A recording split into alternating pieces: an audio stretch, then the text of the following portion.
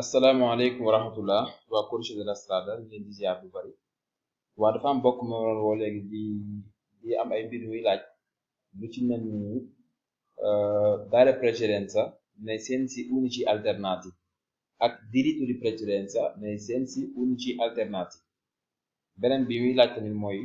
distance de sicurezza fan lay yokkoo ak fan lay wàññeeku léegi dinaa ci jéem a def benn vidéo bu gàtt rek expliquer ko bu pare tontu ay quiz bu ko defee bu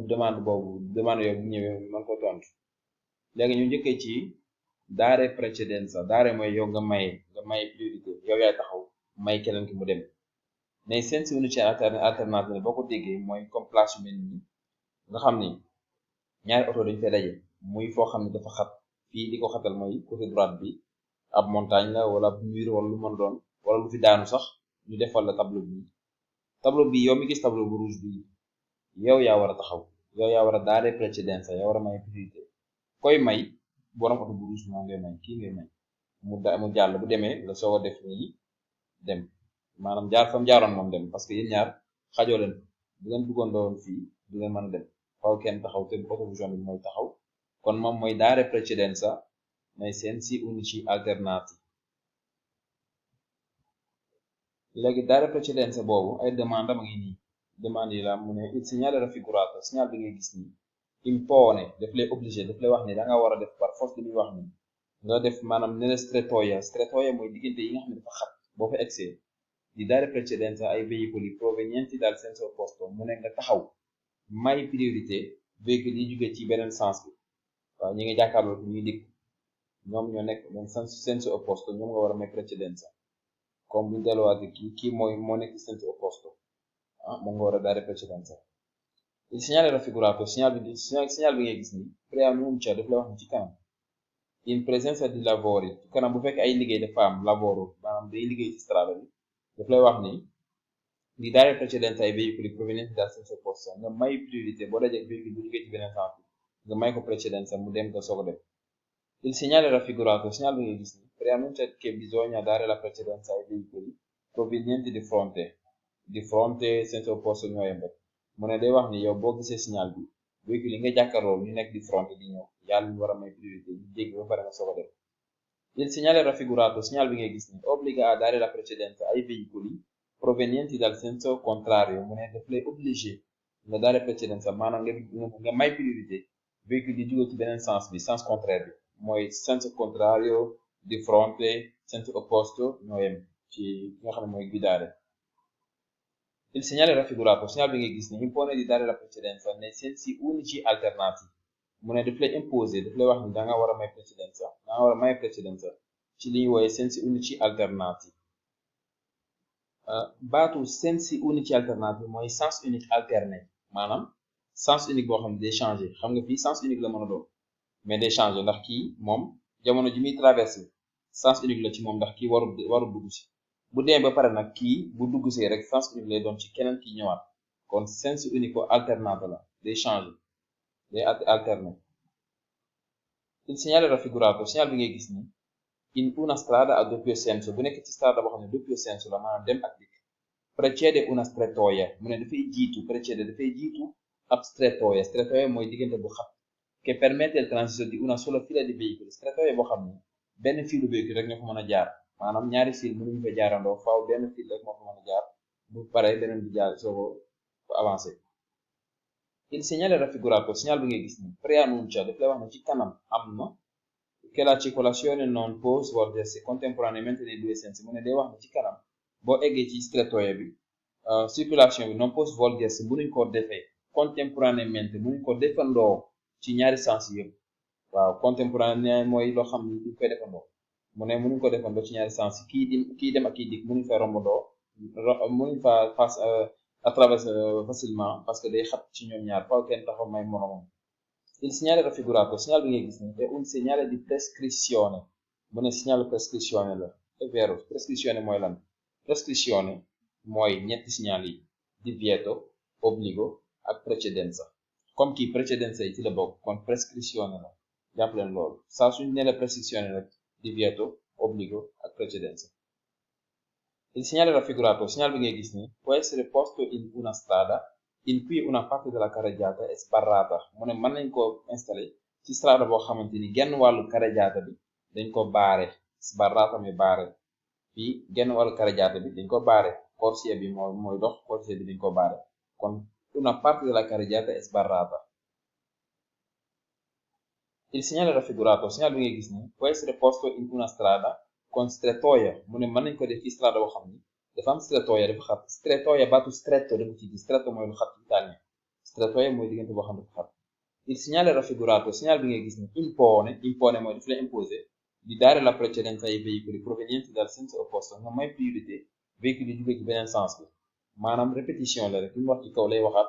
di changer mots yi mais daanaka boo xamee benn rek di ci des moom da nga koy comprendre. Il segnale raffigurato segnale bi ngay gis ni prescrive mooy baatu prescrizione ñëwaat na fii prescrive daf lay prescrire daf lay wax daf lay sant di dare la precedenza nga may priorité nei sensi unici alternati ci li ñuy woowee sensi unici alternati. Il segnale raffigurato segnale bi ngay gis ni si incontra prima di una strettoia che di norma consente il passaggio di una sola fila di veicoli gis nga daa répété waat rek mu ne signal bi yaa ngi koy fekk si incontra yaa ngi dajeeg moom balaa ngaa egg ci fi nga xam ni strettoia la foo xam ni ci yoon benn fiilu véhicule rek ñoo fa mën a jaar maanaam ñaari fiilu véhicule mënuñ fa jaarandoo. Il segnale raffigurato segnale bi ngay gis ni in presenza del segnale raffigurato boo doxee ci signal bi del semaforo pare nga fekkaat fa semaforo maanaam bi beneen problème moo ñëwaat fii maanaam tableau dare precedenza nei sensi uniti alternati boo fa demee fekk ñu boole ko ak semaforo ñoom ñaar ñu nekkandoo ci benn place e del semaforo a tre luci semaforo tricolori abbiamo la precedenza se il semaforo è a luce verde mu ne ñun ñoo am precedenza bu fekkee semaforo dafa verte naa ko expliquer mu gën a leer tableau bi boo ko gisee moom dong mu nekk ci benn place nga day oto buy ñëw yow yaa war a taxaw yow yaa war a dare precedenza tableau bi oto bu jaune bi bu ko gisee moom dong nii moom moo war a taxaw waaye nag bu fekkonte ni tableau bi dañ ko boole ak sémaphore bu verte nga ñëw fekk sémaphore bu verte tableau bi ne fi yow yaa war a dem kon kii mooy taxaw may la parce que sémaphore bi bu paanee nga war a xool tableau mais bu fa nekkee moo ëpp doole tableau bi kon li muy wax nga war a respecté bu paanee da nga soog a topp li tableau bi wax. mu ñëwaat fi ne in presenza del segnale raffigurato boo doxee gis signal bi e del semaforo a tre luci ak semaforo bi am ñetti lampi abbiamo la precedenza mu ne ñun ñoo am precedenza se il semaforo è a luce rossa bu fekkee semaforo bu rouge ma l'agente del traffico ci ordina di passare mais vigile bi moom wax ñu dem gis nga tableau bi moom nee na bul dem semaforo bi rouge moom it nee na bul dem mais vigile bi policier bi nee na demal policier bi moo leen ëpp doole ñoom ñëpp kon bu boobaa abbiamo la precedenza ñun ñoo war a dem ñun ñu gis tableau bi ndax policier bi moo ëpp doole tableau bi ak semaforo bi. In presenza del segnale raffigurato boo doxee bu gis signal bi e del semaforo a tre luci ak semaforo bi am ñetti lampi mooy semaforo tricolore yi ñu gën a xam dobbiamo dare la precedenza se il semaforo è a luce lampeggiante gialla mu ne ñun ñoo war a maye precedenza bu fekkee semaforo bi dafa def lampe jaune bu lampeggiare bu fekkee dafa def luce lampeggiante gialla lu tax mu wax loolu mooy semaforo boo xam ne day lampeggiare giallo mooy dafa paan wala dañ ko fay doxut ala kulli haal doxut semaforo bi dox du lampeggiare giallo bu ko defee rek am na problème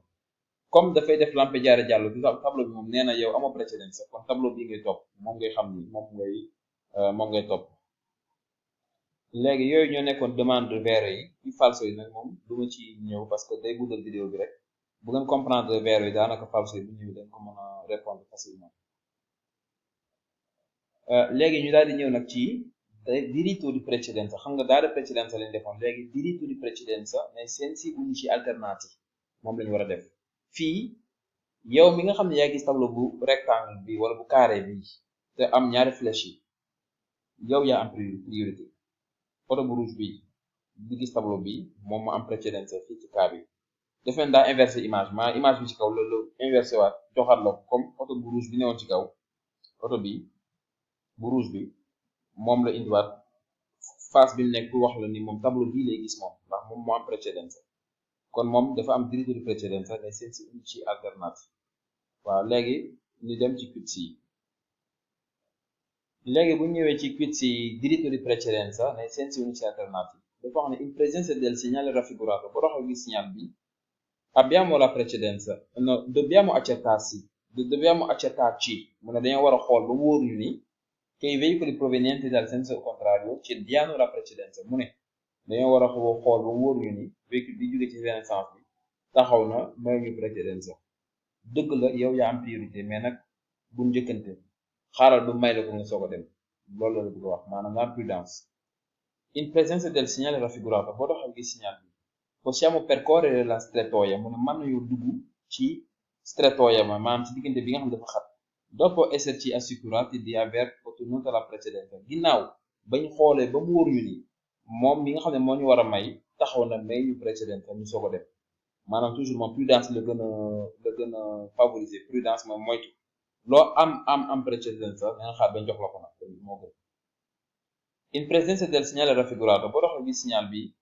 dobbiamo procedere con cautela mu ne dañoo war a def attention gis nga cautela bi prudence bi moom la njëkk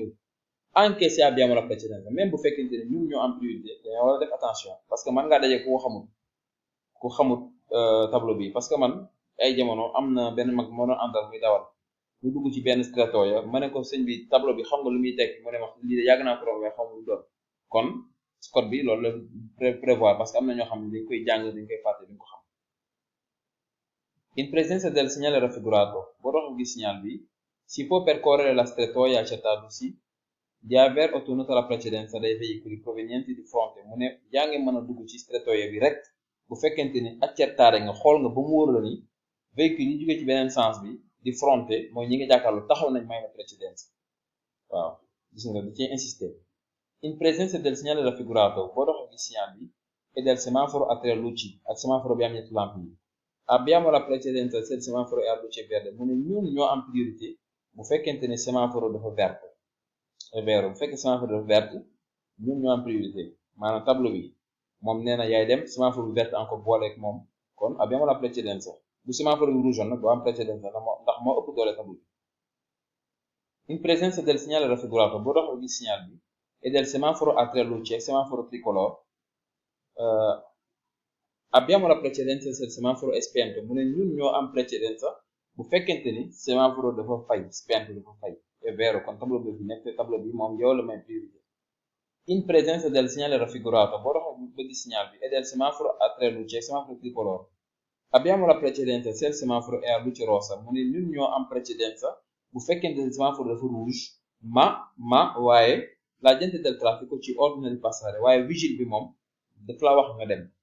semaforo bi dafa rouge moom bu fekkoon ne ñoom ñaar rek fa nekk kon da ngay taxaw mais policier bi moom nee na demal kon moom moo ëpp doole semaforo moo ëpp doole tableau kon da ngay dem.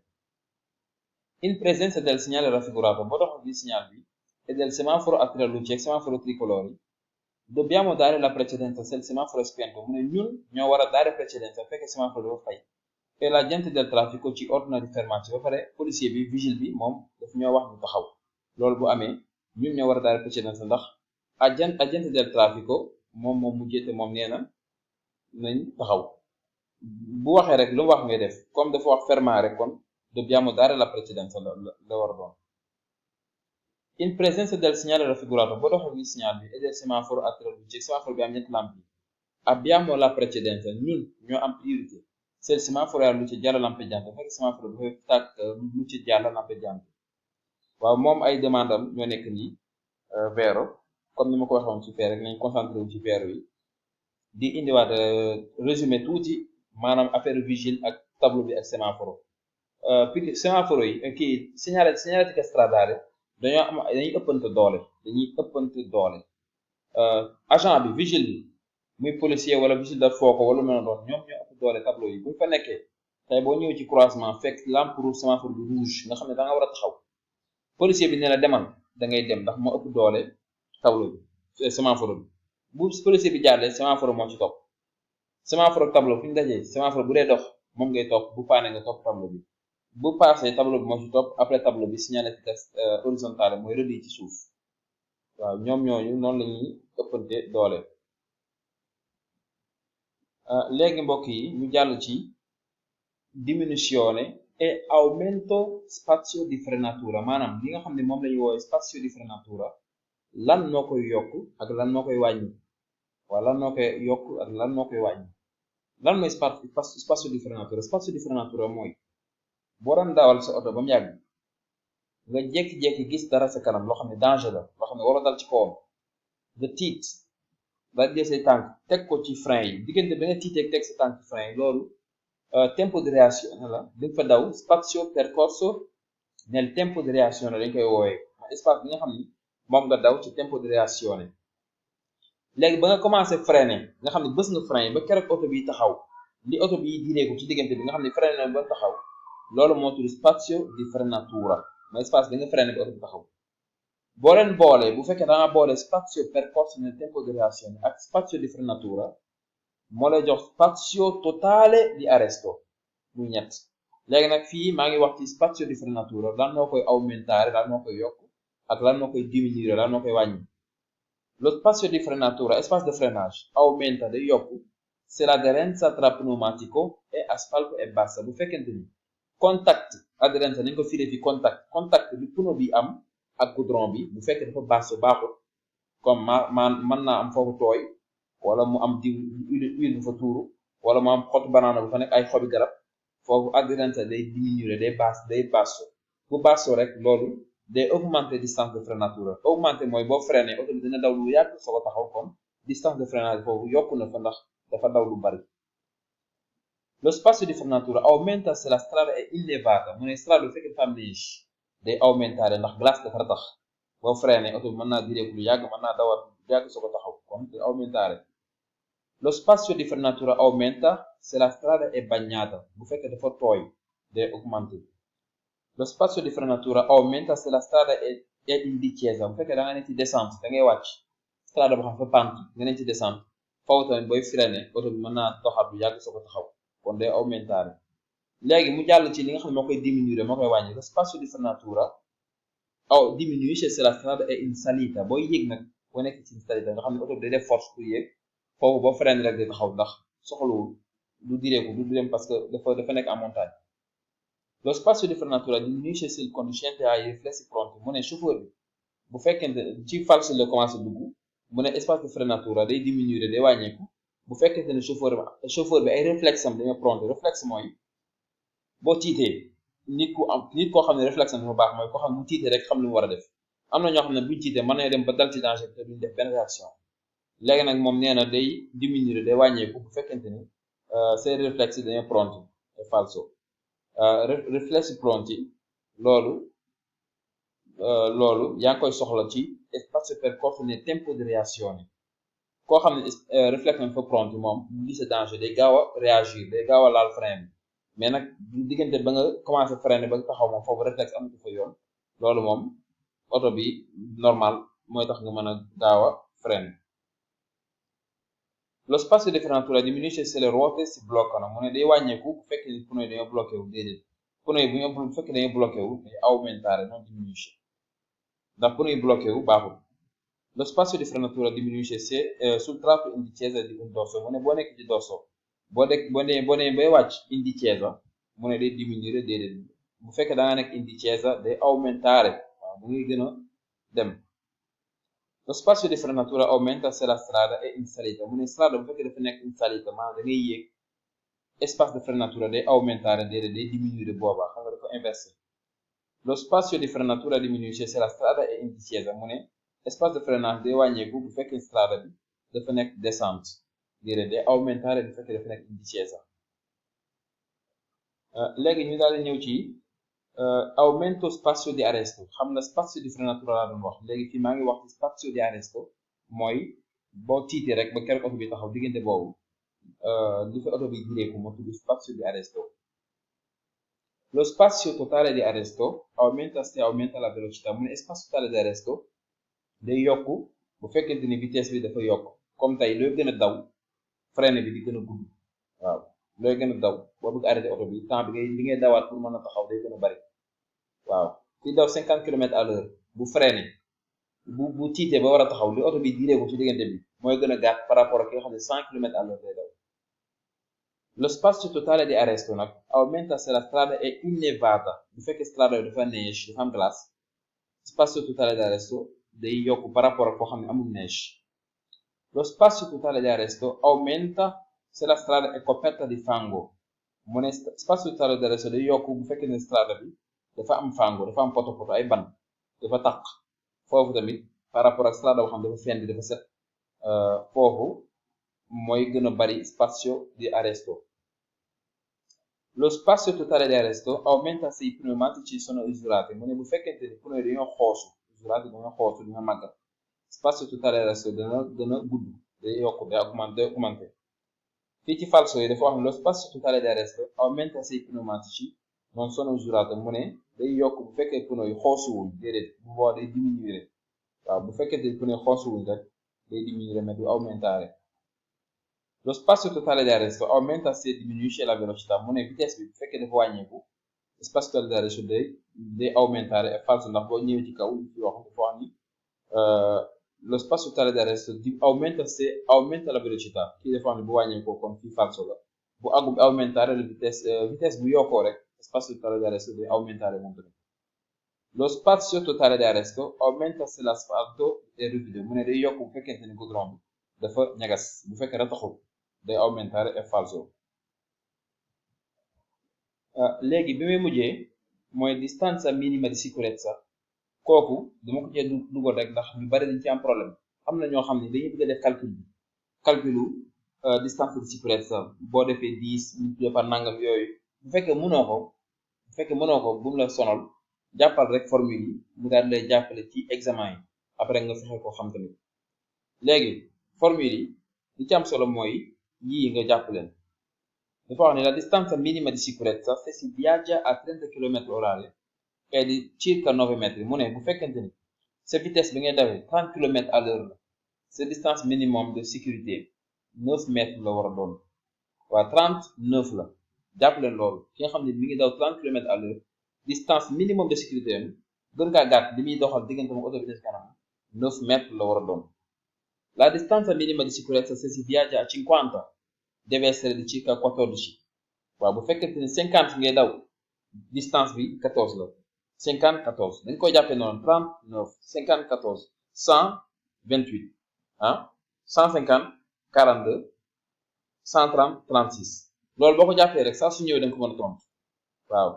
la distanza minima di sicurezza se si viaggia a 100 km/h deve essere circa 28 metri bu dee 100 la 28 mètres moo war a nekk distance bi bu dee 150 la 42 mètres moo war a nekk distance bi bu dee 130 km/h la 36 mètres moo war a nekk distance bi loolu rek basta jàppal loolu boo ko jàppee bu ñu ñëwee calcul yeneen comme tey ci suuf indi na la fi 30 indi la 2 mètres xam nga falso la indi fi 50 indi fi 5 mètres indi fi 100 indi la fi 15 mètres déedéet yow da ngay jàpp ni veero yi rek basta bu mu la sonal kon mbokk yi ñu yemale fi vidéo bi beneen yoon jërë ngeen jëf partagé leen aimé leen vidéo yi jërëjëf